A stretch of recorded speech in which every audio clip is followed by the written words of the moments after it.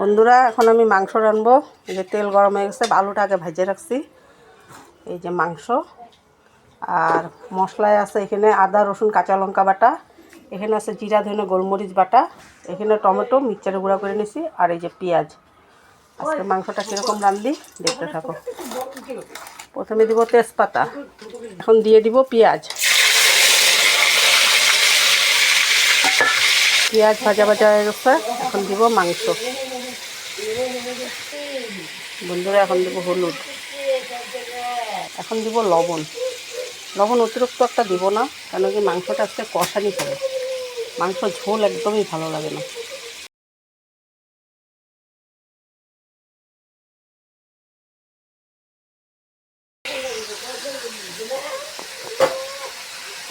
এখন মশলা দিব জিরা ধনে টমেটো বাটা, আদা রসুন আর কাঁচা লঙ্কা বাটা।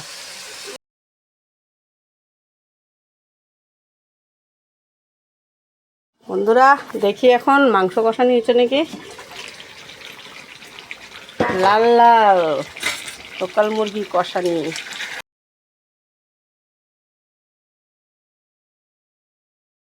বন্ধুরা আমার মাংস মনে হয়ে গেছে রান্দা, দেখি।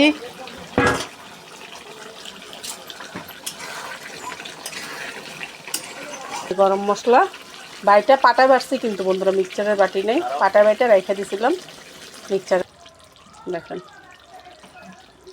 তাহলে বন্ধুরা এতটুকুই রাখি।